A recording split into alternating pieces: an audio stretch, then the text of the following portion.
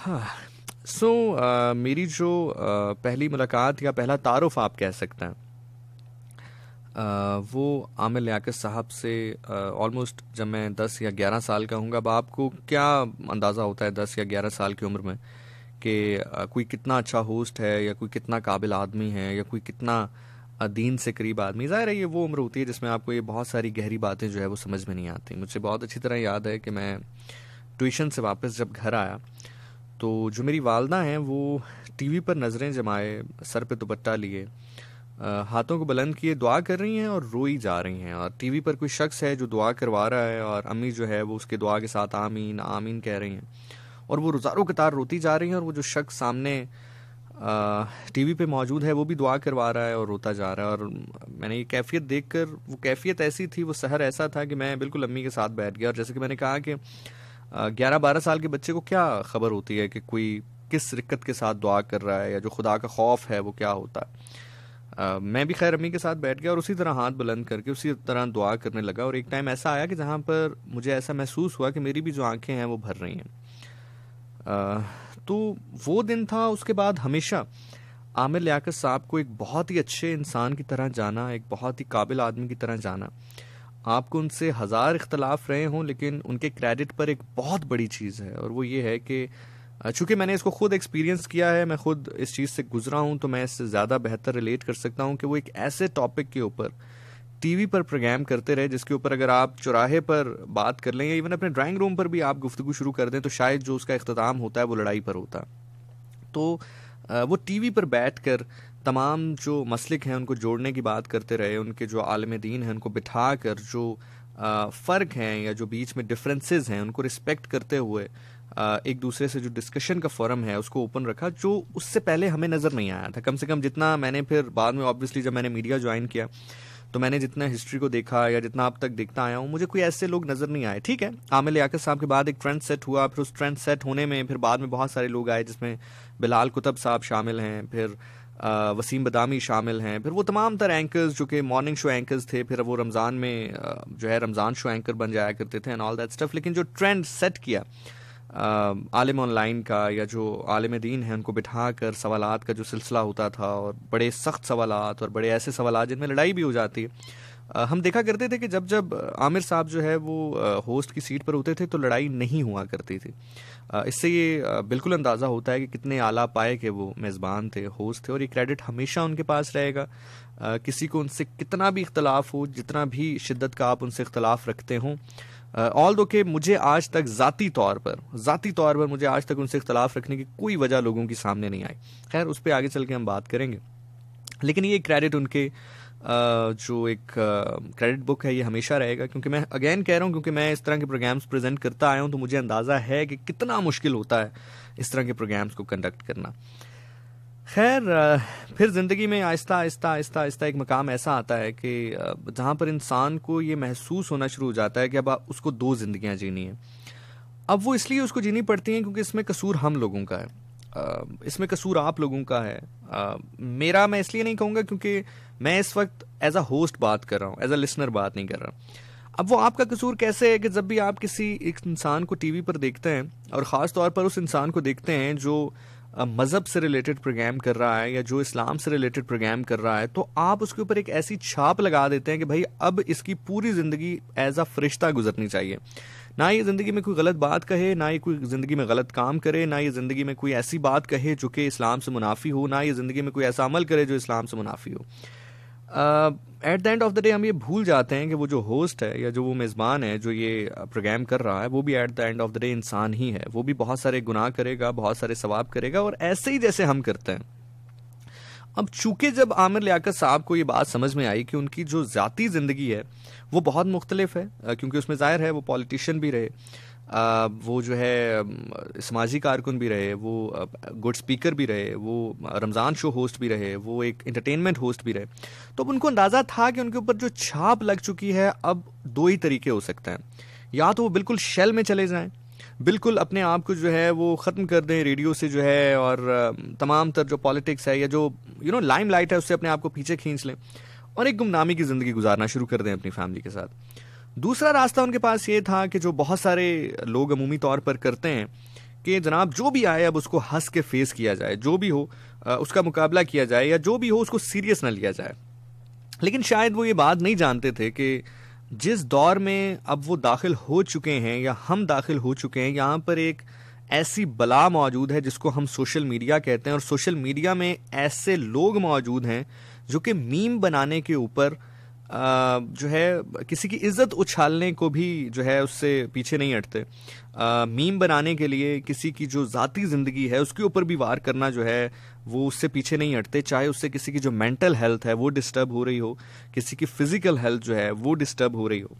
जब आमिर लियाकत साहब की थोड़ी सी हिस्ट्री आप, क्योंकि मैं उनका एक बहुत बड़ा मद्दाह रहा हूँ, मैं मद्दाह उनका एज अ होस्ट आज की डेट तक, जब वो हयात थे, अब अल्लाह ताला उनको गरीक रहमत करे, वो खुदा के हजूर पेश हो चुके हैं, आज के दिन तक भी मैं उनका मद्दाह हूँ और मैं हमेशा रहूँगा as a host, as an anchor, as an media personality, मैं हमेशा उनका मद्दाह रहूँगा।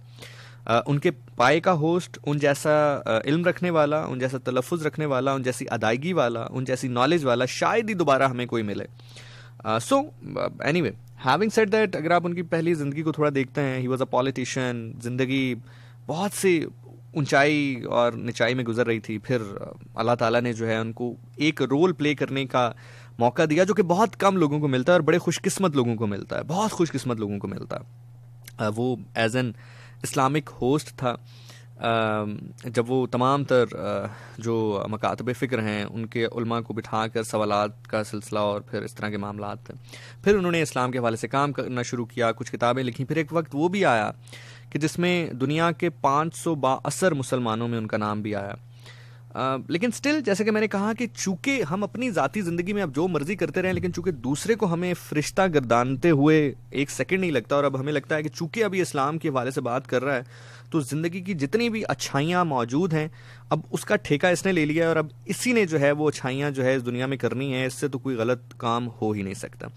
सो जैसे कि मैंने कहा कि उन्होंने फिर चूज़ दूसरे वाला ऑप्शन किया कि ठीक है, अब जो भी होता है, मेरे पे मीम्स बनाए जाएँ, मेरे पर हंसा जाए, मुझे ट्रोल किया जाए, मैं हर चीज़ को बड़ी बेहतरीन अंदाज में जो है वो फेस करूँगा।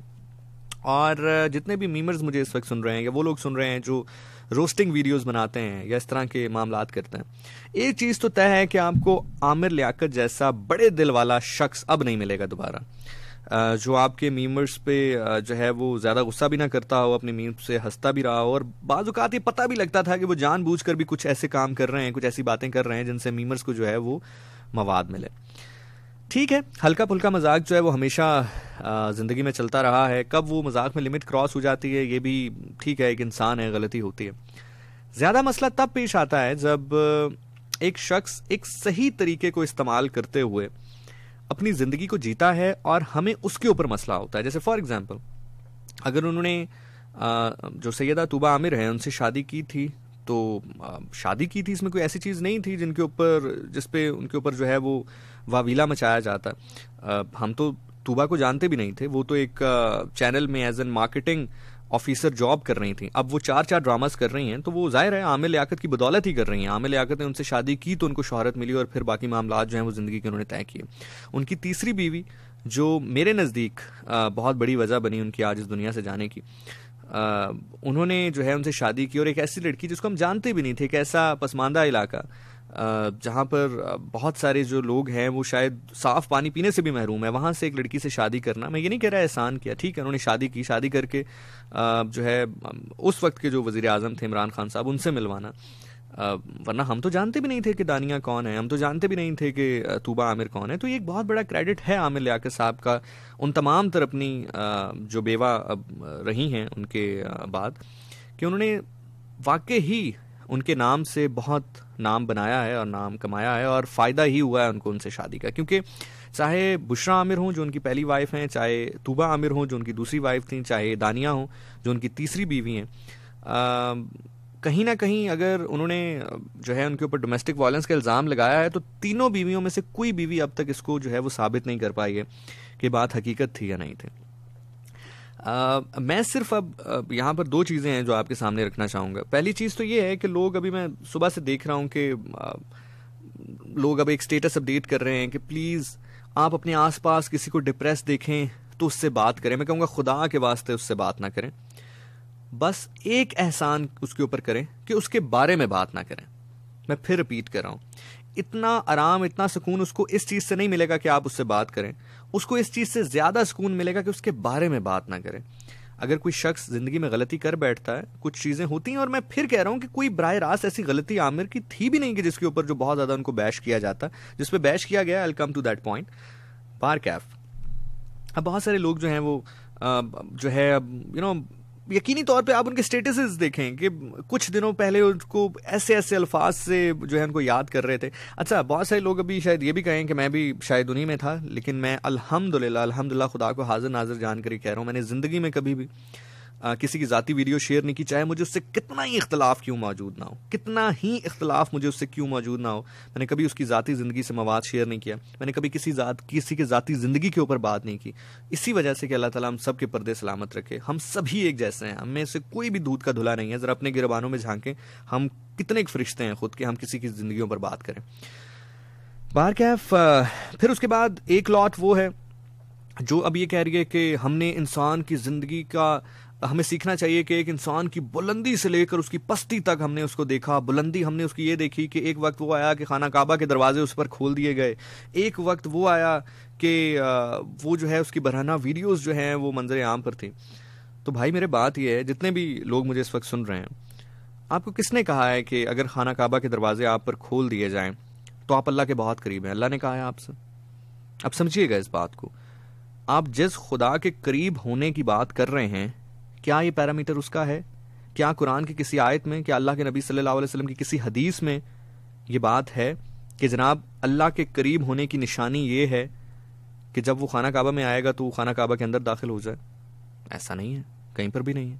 तो जब अल्लाह ने ही इस पैरामीटर को सेट नहीं किया, तो आप किस पैरामीटर के ऊपर किसी को कह रहे हैं कि जी ये ठीक है? उस टाइम पर ये बहुत अरूज में था। अदरवाइज मैं बहुत सारे ऐसे लोगों के नाम ले सकता हूँ, फिर मैं आपसे पूछूंगा हाँ जी ये बंदा भी खाना काबा के अंदर गया है, बताएं बंदा ठीक है या नहीं, फिर आप कहेंगे कि नहीं ठीक। तो फिर उस वक्त अगर वो जो है वो खुशनसीब है, तो फिर ये दूसरा खुशनसीब क्यों नहीं है? सो पहली बात तो ये कि हमने अपने पैरामीटर्स बनाए हुए हैं, अपने एक पैरामीटर्स बनाए हुए हैं। अल्लाह ने कभी नहीं कहा कि जो बार बार मेरे पास हज करने आएगा वो मेरे सबसे करीब होगा। अल्लाह ने कभी ये कुरान पाक में आपसे ये नहीं कहा कि जो आएगा, जो खाना काबा के अंदर दाखिल हो जाएगा वो मेरे बहुत करीब होगा। हाँ, एक सादत ज़रूर है, इसमें कोई दूसरी राय मौजूद नहीं है, एक अच्छी बात है, एक सादत ज़रूर है, लेकिन ये इस बात का सर्टिफिकेट नहीं है, ये इस बात की निशानी नहीं है कि वो जो है बहुत करीब है। खुदा के करीब होने के लिए बहुत सारी जगहों पर कुरान पाक में अल्लाह के नबी सल्लल्लाहु अलैहि वसल्लम ने अपनी अहादीस में भी बयान फरमाया कि कोई अल्लाह के करीब है तो वो तकवा की बुनियाद पर है। अब वो तकवा किसका कितना है वो किसी को पता चल ही नहीं सकता, क्योंकि सिर्फ खुदा का उसका मामला है। तो इस बात को तो छोड़ दें कि हमने किसी को देखा कि वो अरूज की मंजिलें तय करता हुआ वहां पहुंच गया और अल्लाह के करीब था, तो आप जज ना करें कौन शख्स इसके करीब था। हो सकता है कि वो उस टाइम पर इतना करीब ना हो जितना वो अब करीब था। तो एक तो ये चीज़ हो गई, पहली चीज़ ये। दूसरी चीज़ ये जनाब कि आपने कहा कि एक वक्त वो आया कि जब अल्लाह ने उसको इस मकाम पर ला खड़ा किया कि उसकी ज़ाती ज़िंदगी से पर्दे उठना शुरू हो गए। यार आपको ये बात करते शर्म आनी चाहिए, जो भी लोग ये बात कर रहे हैं, जो भी लिख रहे हैं, मैं किसी एक बंदे को टारगेट नहीं कर रहा, आपको शर्म आनी चाहिए ये बात करते हुए। मतलब पहले तो चले हम ये करते थे ना कि हम एक दूसरे के ऊपर ब्लेम गेम डालते थे। इंसान जो थे वो एक दूसरे के ऊपर ब्लेम गेम डालते थे कि यार ये इसकी वजह से हुआ, ये इसकी वजह से हुआ, ये इसने किया, ये इसने किया। अब हमने एक और ही तरीका शुरू कर दिया, अब हमने लिटरली एक और ही तरीका शुरू कर दिया। जरा इसको गौर कीजिएगा इसके ऊपर। अब हम डायरेक्ट अल्लाह के ऊपर जो है ब्लेम डालने की कोशिश कर देते हैं कि भाई अल्लाह ने, मतलब आप इतनी बड़ी स्टेटमेंट दे रहे हैं कि अल्लाह ने इसकी ज़िंदगी के जो राज हैं वो फाश जो है वो करना शुरू कर देते। पहले एक वो वक्त था कि खाना काबा के पर्दे इसके लिए खोल दिए गए, फिर एक वक्त इसके ऊपर जिल्लत का वो आया कि अल्लाह ताला ने इसको वो जिल्लत दिखाई कि इसकी ज़ाती ज़िंदगी से पर्दे उठने शुरू हो गए। तो एक इंसान की गलती, जो उसकी बीवी की गलती थी, जो उसकी बीवी का फरेब था, उसको आप अल्लाह की मर्जी से जोड़ रहे हैं। सबसे पहले तो इसके ऊपर तौबा करें और अल्लाह ताला से माफ़ी मांगें, क्योंकि जो खुदा का मिजाज है, आप पूरा कुरान उठा लें, सूरह यूसुफ में मुझे एक जगह दिखा दें जहाँ पर अजीज़ मिस्र की जो बीवी है उसका नाम लिया गया हो। ये आपकी और मेरी और जो फिर रावी हैं उनकी आदत थी कि उन्होंने जुलेखा जुलेखा जुलेखा मशहूर कर दिया। अल्लाह ने तो अपनी किताब में उसका भी नाम जो है वो जाहिर नहीं किया, क्योंकि जाहिर है एक पॉइंट पर उसका एक नेगेटिव किरदार रहा। अल्लाह ने तो उसका नाम भी जाहिर नहीं किया, जहां जहां उसको मुखातिब किया अजीज़ मिस्र की बीवी कहकर किया, अजीज़ मिस्र की बीवी कहकर कुरान में मुखातिब किया। इसी तरह और बहुत सारे जगहों पर बहुत सारे ऐसे लोग जो कि बराह रास्त खुदा के या अल्लाह के नबी सल्लल्लाहु अलैहि वसल्लम के ख़िलाफ़ काम करते रहे, बराह रास्त उनको जो है वो उनका पर्दाफाश नहीं किया, तो सबसे पहले तो ये अल्लाह से इस चीज़ को जोड़ना छोड़ें। जो आपकी अपनी ढिठाईपन है, जो आपकी अपनी गलाजत है, जो आपका अपनी जहनी बीमारी है, उसको जस्टिफाई करने के लिए खुदा का सहारा खुदा के लिए ना लें। तो जब वो पर्दे खाना काबा के लिए खोले जा रहे थे, यकीनन सादत थी उनके लिए। इसी तरह जब ये ज़ाती ज़िंदगी में, जब उनके साथ ये जो एंड पर उनकी ज़िंदगी में हुआ, तो ये सिर्फ़ और सिर्फ एक औरत की बेवफाई थी, एक औरत का घटियापना था, एक औरत का वो लेवल था कि जिससे एक दूसरी औरत भी शर्माए। इस वाक़े के बाद यकीन करें हस्बैंड और वाइफ आपस में एक दूसरे को शक की निगाह से देखना शुरू हो गए थे। उनके दरमियान एक ऐसा पॉइंट आ गया था जहां पर वो एक दूसरे को इस निगाह से देखते थे कि खुदा ना करे अगर कल हमारे दरमियान कुछ क्लैश हो जाता है या हमारे दरमियान अलहदगी हो जाती है तो फिर क्या मामलात होंगे। अब मेरा सवाल है उन तमाम तर लोगों से, मैं हमेशा ये बात कहता हूं, मैं हमेशा कहता रहूंगा कि क्या हम हरासमेंट के साथ हैं या हम सिलेक्टिव हरासमेंट के साथ हैं। एक खातून जो कि किसी की बीवी होते हुए एक ऐसी वीडियो मंजर आम पर लाती है जो कि हस्बैंड और वाइफ के प्राइवेट मोमेंट्स की जो है वीडियो है, उसको हर मीमर जो है वो अपने व्लॉग में यूज़ करता है, अपनी वीडियो में यूज़ करता है, चैनल्स उसको दिखाते हैं। मुझे आप ये बताइए कि अगर सेम यही चीज़, इसको आप इस रोल्स को रिवर्स कर लें एक सेकंड के लिए, अगर ये वीडियो किसी खातून के मुतल्लिक आई होती और किसी मर्द ने शाया की होती, तो फिर आपको लगता है कि तमाम तर चीज़ें इतनी ही पुरसुकून रहती हैं जितनी पहले पुरसुकून थी। रोड्स के ऊपर आप एहतजाज देखते, हरासमेंट के नारे देखते, यकीनी तौर पर ये उस वक्त भी गलत होता। अगर कोई मर्द ये घटिया हरकत करता तो ये उस वक्त भी गलत होता। लेकिन मेरा मुद्दा, मेरा केस सिर्फ ये है कि जब ये किसी मर्द के साथ हुआ तो उस वक्त ये गलत क्यों नहीं था, उस वक्त सिर्फ इसको शुगल के तौर पर क्यों लिया गया, उस वक्त हर मीमर, हर यूट्यूबर उस खातून के घर पर क्यों पहुंच गया और 50-50 हज़ार और लाख लाख रुपया देकर उसको इंटरव्यू देने के लिए आमादा क्यों करता रहा और फिर ऐसे सवालात क्यों पूछता रहा जो कि ज़ाती ज़िंदगी से रिलेटेड है। क्यों जो है उस वीडियो को मंजर आम से हटाया नहीं गया, क्यों ये नहीं कहा गया कि जनाब आप अपने मुंह से जो भी बात करना चाहते हैं, आप अपना जो भी मौक़िफ़ देना चाहते हैं, आप वो अपना मौक़िफ़ देते रहें, लेकिन कम से कम इस वीडियो को मंजर आम पर न लाएं। आप एक सेकंड के लिए सोचें, आप एक सेकंड के लिए सोचें कि कोई कितने भी मजबूत असाब का मालिक हो, कितने भी मजबूत असाब का मालिक हो, आपकी एक वीडियो जिसमें आप बरहना हालत में मौजूद हैं, बरहना हालत में, वो मंजर आम पर आ चुकी है, ट्विटर पर ट्रेंड बन चुका है, हर मीमर अपने यूट्यूब चैनल पर उसको डाल रहा है, उसके ऊपर बात कर रहा है, उसके ऊपर मीम्स बन रहे हैं, उसके ऊपर जो है वो जुमले कसे जा रहे हैं, उसके ऊपर कहके लगाए जा रहे हैं। क्या वो शख्स अपने घर से बाहर निकल सकता होगा? क्या वो शख्स अपने हलके में, अपने लोगों में, अपने बच्चों में जा सकता होगा? बल्कि आमिर लियाकत की उसके बाद एक ट्वीट भी आई थी जिसमें उसने कहा था कि मैं अपने बच्चों को भी मुंह दिखाने के काबिल नहीं रहा। आप 2 मिनट के लिए अपनी ज़ाती ज़िंदगी में, हर शख्स अपनी ज़ाती ज़िंदगी को जानता है, मैं अपनी ज़ाती ज़िंदगी को जानता हूं, आप अपनी ज़ाती ज़िंदगी को जानते हैं। एक सेकंड के लिए सोचें कि क्या कभी हम इस तरह के किसी फेल में मुलव्वस नहीं रहे। हर बंदा अपना अपना कैथारसिस खुद करे। क्या हम जिंदगी में कभी इस तरह के किसी फेल में मुलव्वस नहीं रहे? और क्या जो लोग कहेंगे जी हम नहीं रहे, तो क्या आपको आने वाली जिंदगी में 100% अपने ऊपर यकीन है कि हालात आपके लिए खुदा ना करे, खुदा ना करे, खुदा ना करे ऐसे बन सकते हैं कि जिसमें आप जो है वो इस तरह के किसी फेल में मुलव्वस नहीं रहेंगे? और अगर ऐसा हो और उसकी एक वीडियो बनाई जाए और वीडियो मंजर आम पर लाई जाए, तो क्या आप अपने घर वालों को फेस कर पाएंगे? क्या अपने बाहर दोस्तों को फेस कर पाएंगे? क्या आप अपने बाकी लोगों को फेस कर पाएंगे? आप मान लें कि ये मुआशरा मुनाफिक है, आप मान लें, अभी भी मैं बहुत सारे लोगों को जानता हूं कि जो 4-5 दिन पहले उनको अजीब अजीब अल्फाज से याद कर रहे थे, आज उनके ऊपर उदासी के स्टेटस, उसके ऊपर ताज़ियत मत करें, ये ताज़ियत, ये मुनाफिकत है, ये ना करें। हम सब ने मिलकर मारा है उनको, हम सब ने मिलकर मारा है उनको। अपने आप से आज सवाल करें कि क्या उनका एक सबसे बड़ा कसूर क्या था जिसके ऊपर हम बहुत बड़े तनकीद करते ना, बहुत बड़े हम नाकिद थे उनके। वो शख्स भी जिसने जिंदगी में कभी कुछ नहीं किया, वो भी उठकर कहता था यार मुझे इस बंदे से इख्तलाफ है। भाई इख्तलाफ आपको किस चीज से?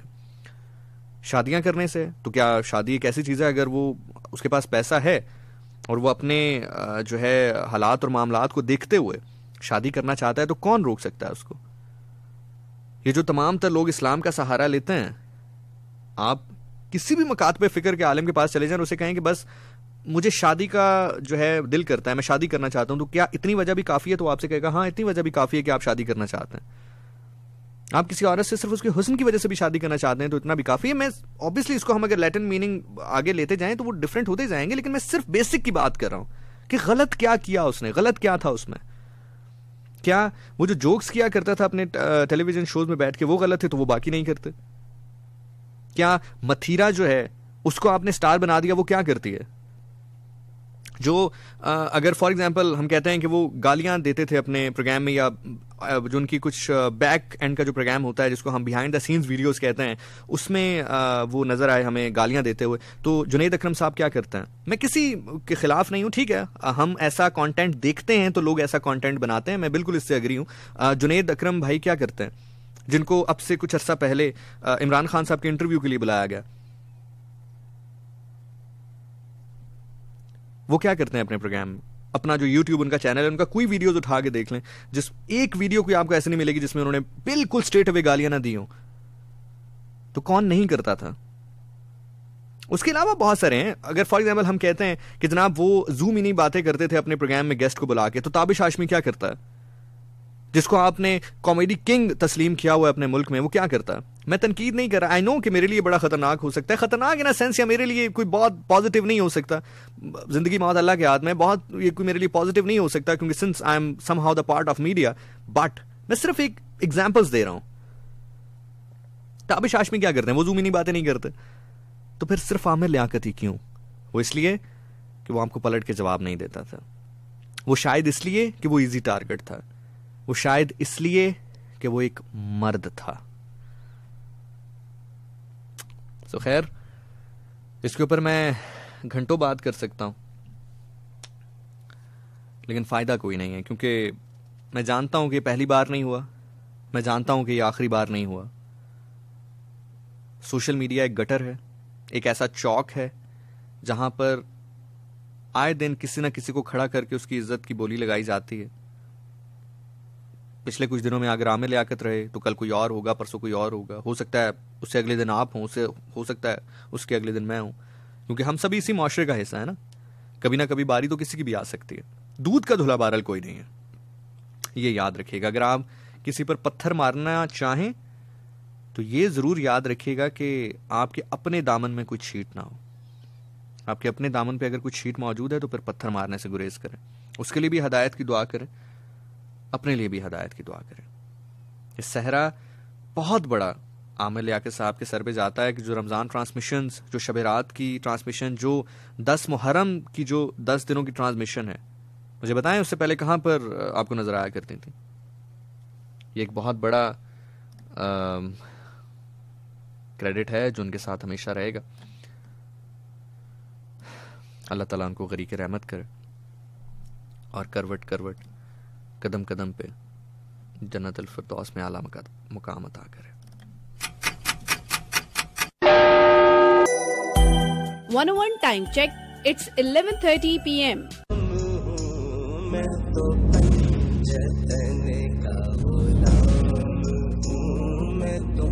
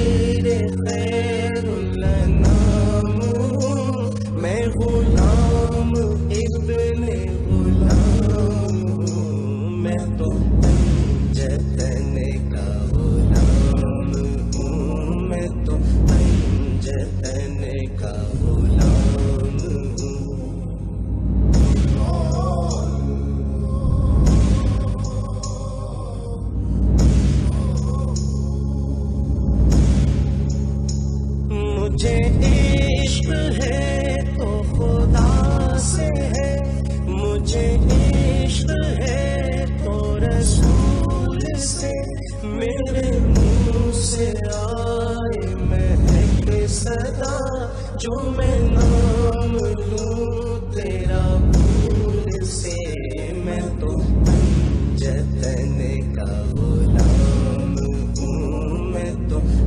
ये आवाज़ आमिर लियाकत साहब की है और यकीनी तौर पर यह आवाज़ हमेशा गूंजती रहेगी जब जब रेडियो पर रमज़ान ट्रांसमिशन का जिक्र हुआ करेगा, जब जब कोई भी होस्ट रमज़ान ट्रांसमिशन का सोचेगा, चाहे रेडियो पर हो चाहे टीवी पर हो, वो यकीनी तौर पर आमिर लियाकत साहब के काम को ज़रूर देखेगा। मैं आज भी कहता हूँ कि उनके पाए का कोई मेज़बान आज भी मौजूद नहीं है। ठीक है, वसीम बदामी हो गए, बाकी तमाम तर जो लोग हैं बहुत अच्छे हैं, लेकिन कहीं ना कहीं पर वो फुट स्टेप जो है वो आमिर लियाकत साहब के फुट स्टेप को ही फॉलो करते रहे। और उनके एजाज़ के लिए ये बहुत था कि तारिक अजीज़ साहब ने कहा था कि मुझे लगता है कि मेरे बाद अगर किसी ने नीलाम घर किया है तो वो आमिर लियाकत हुसैन है। तो ये बात है। बाकी अगर आपने आज सवाल करना है ना, अगर आपको ताज़ियत करनी है तो ताज़ियत के साथ साथ एक सवाल करें, और सवाल करें उस दानिया से, उनकी अब तो खैर बेवा ही कहा जा सकता है, जो बीवी होते हुए उनकी वो वीडियोस मंजर यहाँ पर आई। उनसे सवाल करेंगे तुमने किस हैसियत से, किस तरह तुमने ये एक काम किया जिससे एक बंदा इस हालत में चला गया कि वो फिर जाहिर है एक बहुत बड़ा ये रोल प्ले किया उनकी डेथ में उन्होंने। सवाल करें उस खातून से, सवाल होना चाहिए। क्यों? क्योंकि जान गई है। जान मर्द और औरत की नहीं होती है, जान बस जान होती है। तो अगर आप ताज़ियत करना चाहते हैं, आप आज औरत हैं, आज आपका इम्तिहान है। अगर आप जितनी भी ख़वातीन मेरे आसपास मैं अक्सर देखता हूँ या बाकी टीवी पर या ट्विटर पर, आज आप लोगों का इम्तिहान है। आज हरासमेंट से किसी की जान गई है। और जितने भी ख़ास तौर पर जो मीमर्स हैं, ये मैं हाथ जोड़ कर, लिटरली मैंने हाथ जोड़े हुए हैं इस वक्त, मैं हाथ जोड़ के आपसे रिक्वेस्ट करता हूँ, कंटेंट बनाना चाहते हो यार किसी अच्छी बात पर बनाओ। ठीक है, मैं मानता हूँ कि रोस्टिंग वीडियोस भी होती हैं, एक ट्रेंड है पूरी दुनिया में चलता है, लेकिन अल्फाज के साथ करो, जुबान के साथ करो, जुबान के साथ जो कहना चाहते हो कहो। उन वीडियोस को यूज़ कर रहे हो, उन तस्वीरों को यूज़ कर रहे हो। देखो फॉर एग्जांपल बहुत सारे लोग कहते हैं यार सारी दुनिया वाले कर रहे हैं तो मैं क्यों ना करूं। फॉर एग्जांपल अगर आपके 10,000 फॉलोअर्स हैं, एग्जांपल दे रहा हूं, 10,000 फॉलोअर्स में अगर तुमने एक वीडियो अपनी डाल दी तो 10,000 लोगों को तो तुमने दिखा दी ना। हो सकता है वो 10,000 लोग ना देखते, या 10,000 में से शायद 2,000 लोग ऐसे होते हैं जो सिर्फ तुम्हारी वीडियोस देखते हैं, किसी और की नहीं देखते, वो ना देखते। ठीक है, सो इसलिए खुदा के लिए ये इस ट्रेंड को ख़त्म करो। मैं बल्कि अरबाब इख्तियार तक भी मेरी ये रिक्वेस्ट है, और मैं अपने लेवल तक जो मेरी औकात है, जो मेरी बसात है, मैं इसको परस्यू करूँगा बाकायदा तौर पर। जो एक तरीका है प्रॉपर चैनल के थ्रू, मैं इसको प्रॉपर परस्यू करूँगा एप्लीकेशन देकर कि एक FIA साइबर क्राइम के थ्रू एक रूल बनाया जाए कि अगर किसी की भी कोई ज़ाती वीडियो मंजर आम पर आती है तो कोई यूट्यूबर, कोई मीमर, कोई सोशल मीडिया एक्टिविस्ट उसको अपनी पोस्ट पर, उसको अपनी वीडियो पर नहीं इस्तेमाल कर सकता। जैसे ही वो वीडियो मंजर आम पर आए उसको इंटरनेट से हटाया जाए। अगर वो इंटरनेट से हटती नहीं भी है तो कम से कम कोई जो सोशल मीडिया एक्टिविस्ट या यूट्यूबर या मीमर है वो उसको अपने कंटेंट में यूज़ नहीं कर सकता है। ऑब्वियसली जब वो यूज़ नहीं होगी तो वो ऑटोमेटिकली खुद ही मंजर आम से हट जाएगी। I will take it further officially now, but having said that, मेरी आप सबसे रिक्वेस्ट है कि ये काम बंद करें। ये बहुत गलत है, ये बहुत गलत है, यकीन जाने ये बहुत गलत है। ये लोगों के दिमागी तौर पर, उनकी जो मेंटल हेल्थ है उनको डिस्टर्ब कर देता है। वो चला जाता है, आपने तो सिर्फ ताज़ियत करनी है, लेकिन दुनिया तबाह हो जाती है लोगों की। तो ये काम मत करें। जाहिर है उनके बच्चों ने अगर उनसे मिलना छोड़ दिया था तो जाहिर है जब उनके बच्चे जो है वो मंजर आम पर बाहर जाते होंगे, अब वो इतने समझदार तो नहीं है ना, इतनी अखलाकी जरूरत हमारे अंदर भी मौजूद नहीं है कि हम कहें यार ठीक है मेरे वालिद की वीडियो थी तो वो तो उनकी वाइफ का। अब जाहिर है इतनी लंबी बात तो कोई भी नहीं कर सकता, लेकिन जाहिर है जब उनके बच्चे कहीं जाते होंगे लोग उन पर भी हंसते होंगे। उनके बच्चों ने उनसे मिलना छोड़ दिया था आप लोगों की वजह से, उन मीमर्स की, उन यूट्यूबर्स की वजह से, उन सोशल मीडिया एक्टिविस्ट की वजह से, जो कि इसको सिर्फ कुछ व्यूज़ के लिए, और मैं बड़ी अच्छी तरह जानता हूँ इसको, कोई इतना आप लोग जो है वो करोड़ों रुपया भी नहीं होता है इसमें कि आप कहना जी बहुत पैसे इस पर आप छापते हैं। कोई इतने पैसे नहीं, कोई मैक्सिमम आप 10-12,000 15,000 रुपया बना लेते होंगे। लेकिन क्या आप 10-12-15,000 रुपये के लिए किसी बंदे को मारना चाहेंगे? या आप कहें ना कि जो आप बहुत बड़े रिपोर्टर हैं, कुछ भी नहीं होता। जो खबर आप दे रहे होते हैं वो 10 घंटे पहले टीवी दे चुका होता है। सोशल मीडिया जितना भी आप उसको कहें ना कि वो स्ट्रांग है, वो बाकी मामलात हैं, सोशल मीडिया हमेशा, अक्सर लोग मेरे से पूछते हैं, मैं बल्कि कुछ दिनों पहले एक इवेंट पे एज अ पैनलिस्ट मौजूद भी था। वहाँ पर मेरे से सवाल भी हो गया, जी आप सोशल मीडिया को कैसे देखते हैं और प्रिंट मीडिया को कैसे देखते हैं, या जो इलेक्ट्रॉनिक मीडिया, जो रियल मीडिया, उसको कैसे देखते हैं। तो मैंने वहाँ पर भी यही बात की कि there is no doubt about it, इसमें कोई दूसरी राय नहीं है कि सोशल मीडिया एक बहुत ताकतवर प्लेटफॉर्म है, लेकिन ये हमेशा एक कदम पीछे रहेगा रियल मीडिया से। क्यों? क्योंकि सोशल मीडिया मोहताज होता है रियल मीडिया का। जब रियल मीडिया पे पिक्चर चलती है तभी सोशल मीडिया के ऊपर आती है। ऐसा कभी नहीं हुआ कि सोशल मीडिया पे पहले बात आए और फिर उसके बाद जो है वो बात रियल मीडिया पे जाए, या एटलीस्ट जब उसको तस्दीक करनी होती है या जो ऑथेंटिक माना जाता है। फॉर एग्जाम्पल, अगर आपको कोई कहे कि जनाब ये खबर आई है कि पेट्रोल 30 रुपये सस्ता हो गया है, तो अगर वो आपसे कहे कहाँ देखी, तो वो आप कहेंगे फेसबुक पे, तो कहेगा यार टीवी लगाओ, टीवी पे खबर आ रही है कि नहीं आई। या फॉर एग्जाम्पल, अगर टीवी पर खबर चल रही है कि पेट्रोल 30 रुपये महंगा हो गया है, तो वो कभी आपसे ये नहीं कहेगा कि यार जरा फेसबुक पे देखना कि वहां पर भी कोई कह रहा है महंगा हुआ है या नहीं हुआ। जो आपको ऑथेंटिक करना होता है, जो ऑफिशियल देखनी होती है, न्यूज़ को ऑफिशियल करना होता है, वो आप रियल मीडिया से ही करते हैं। तो इस वजह से यकीनी तौर पर सोशल मीडिया एक्सेसिबल बहुत ज़्यादा है। सोशल मीडिया लोगों तक पहुंचता बहुत जल्दी है, लोगों के हाथों में है, एक्सेसिबल है। There is no second thought about it. आपका पैगाम बहुत जल्दी at the same time instantly उन तक पहुंच जाता है, इसमें कोई दूसरी राय नहीं है। लेकिन जितना भी सोशल मीडिया स्ट्रांग हो जाए, वो हमेशा रियल मीडिया से एक कदम पीछे ही रहेगा। So this is my take on it. अगर आप ताज़ियत करना चाहते हैं, ताज़ियत के साल दानिया से सवाल ज़रूर करें, वरना आप ताज़ियत भी ना करें। और सेकेंडली, प्लीज़ प्लीज़ प्लीज़ इस गटर से बाहर आएँ। और अब बहुत सारे लोग कहेंगे यार हमने तो नहीं किया, मतलब फॉर एग्जांपल हम तो ये नहीं करते। आप लोग क्या कर सकते हैं?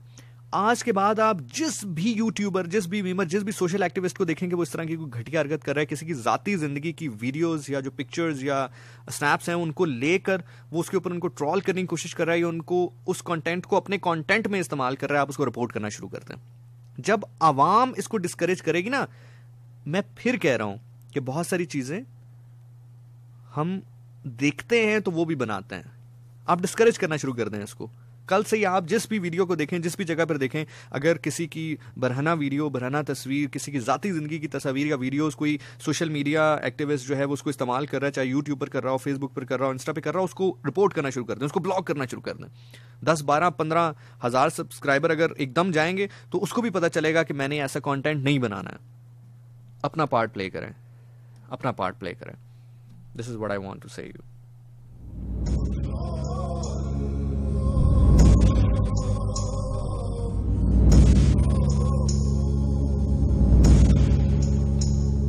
मुझे इश्क है तो खुदा से है, मुझे इश्क है तो रसूल से, मेरे मुंह से आए महक सदा, जो मैं नाम लूं तेरा भूल से, मैं तो जतन का गुलाम हूँ, मैं तो जतन का गुलाम हूँ।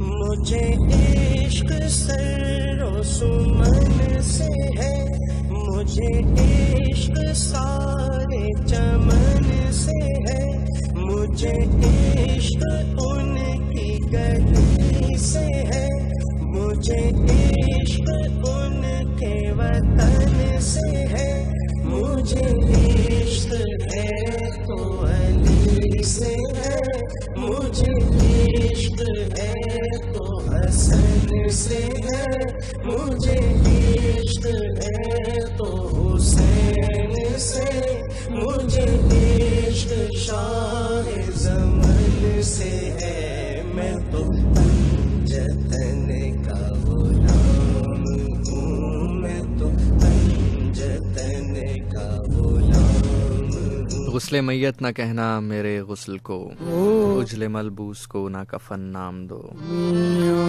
मैं चला हूँ अली से मुलाकात को, जिसकी थी जुस्तजू वो घड़ी आ गई।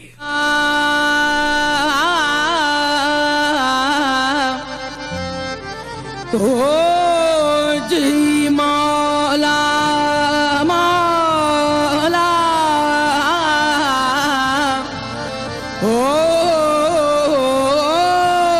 मियां,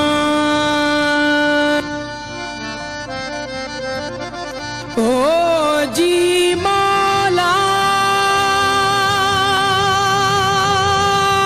मेरा नाम ज़ीशान नासिर है।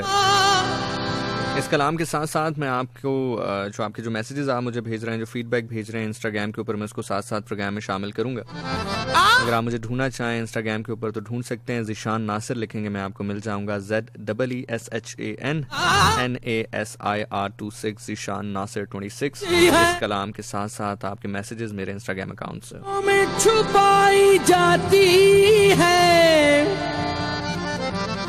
आफलाक सिलाई जाती है, आफलाक सिलाई जाती है, सीनों में छुपाई जाती है। तौहीद की मैं सागर से नहीं आंखों से पिलाई जाती है।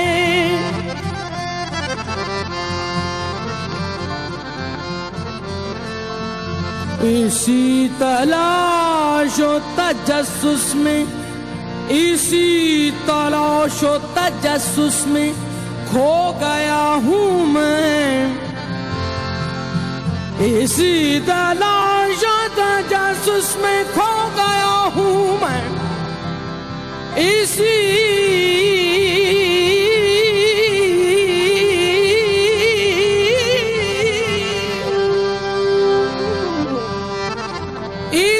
तलाश व तजस्सुस में खो गया हूँ मैं। जो मैं नहीं हूँ तो क्यों हूँ, जो हूँ तो क्या हूँ मैं। आहे मन कुंत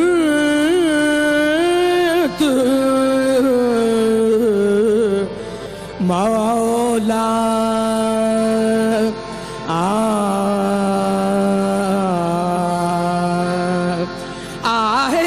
मन कुर्द मौला।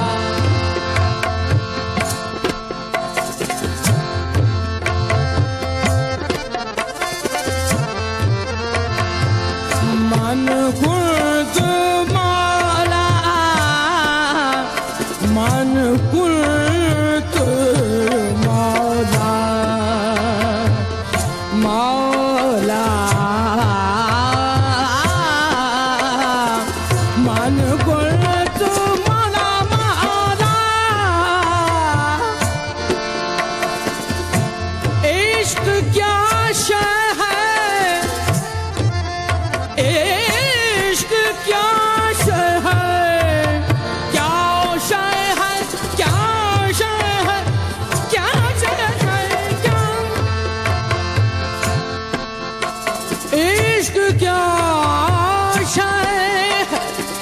किसी कामिल से पूछा चाहिए, किस तरह जाता है दिल बेदिल से पूछा चाहिए। मन कुर्द मौला, मौला मन कुर्द मौला।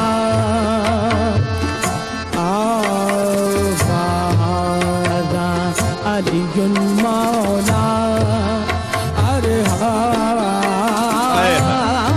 वहादा अलियुन मौला, मौला मन कुर्द मौला मौला। पहुँच गया हूँ, पहुँच गया हूँ, पहुँच गया हूँ सारे यार तक मुकद्दर से। पहुँच गया हूँ, पहुँच गया हूँ, पहुँच गया हूँ,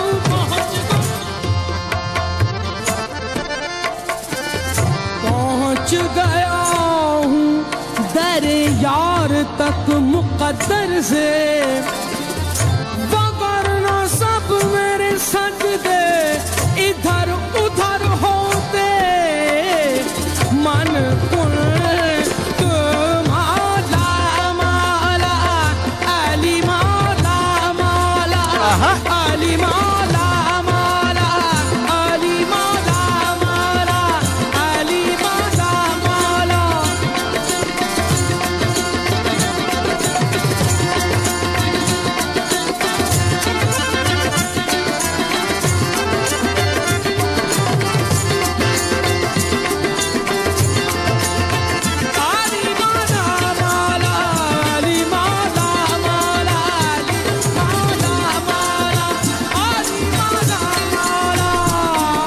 ये जो मेरी लहद पर रोते हैं ना, ये जो मेरी लहद पर रोते हैं ना, इस मुरली अभी उठ जाऊं तो जीने ना दें।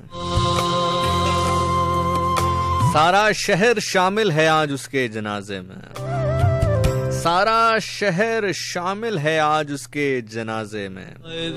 वो एक शख्स जो कल शाम तन्हाई से मर गया।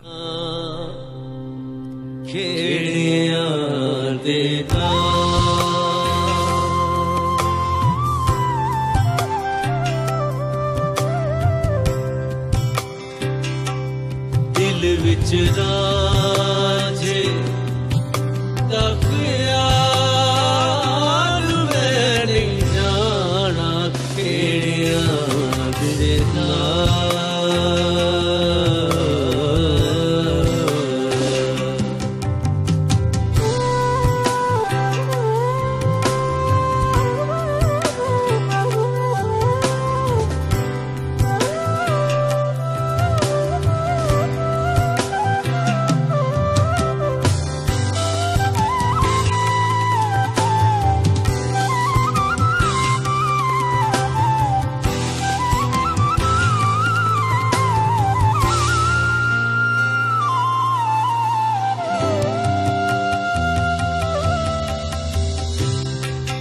रांझता मेरा रज के सोना, रांझता मेरा रज के सोना, हीर कमीनी कंगाल मैं नहीं जाना के। मेरा नाम ज़ीशान नासिर है। मैं प्रोग्राम करता हूँ हर जुमेरात की रात 10 से 12 और हर इतवार की रात 12 से लेकर 2 बजे तक। आपके फीडबैक का मुझे बड़ी बेसब्री से इंतजार रहता है। अगर आप मुझे फीडबैक देना चाहें तो सबसे आसान और तेज तरीन रास्ता मेरे इंस्टाग्राम अकाउंट का है। आप इंस्टाग्राम पे जाके मेरा नाम लिखेंगे तो मैं आपको मिल जाऊंगा। एग्जैक्ट यूजर आईडी चाहिए तो ZEESHANNASIR26 ज़ीशान नासिर 26। यहाँ पर जाकर आप मुझे फॉलो कर सकते हैं अगर करना चाहें, और मैसेज करके अपना फीडबैक दे सकते हैं। Same goes on Facebook as well. Facebook के ऊपर भी आप ज़ीशान नासिर लिखोगे तो मेरा फैन पेज आपको मिल जाएगा फेसबुक के ऊपर। वहां पर मैसेज करके आप मुझे अपना फीडबैक पहुंचा सकते हो। इसी कलाम के दौरान कहीं ना कहीं मैं आपको छोड़कर चला जाऊंगा। अल्लाह ताला आपको ईमान के साथ रखे, कुल्ले ईमान के साथ रखे, कोई गम ना दे सिवाय गम हुसैन अलैहिस्सलाम के। गम आपको सजदे की हालत में जाकर मांगना पड़े जरूर मांगिए। खुश नसीब है वो आंख जो गम हुसैन अलैहिस्सलाम में रोती है। छोड़ फरीद न यार दामन दूहा जहाना दाओ साडा जामन, वो दामन अल्लाह के नबी हजरत मोहम्मद मुस्तफ़ा सरकार दो आलम रहमतुल आलमीन रऊफुर रहीम सल्लल्लाहु अलैहि वसल्लम का है।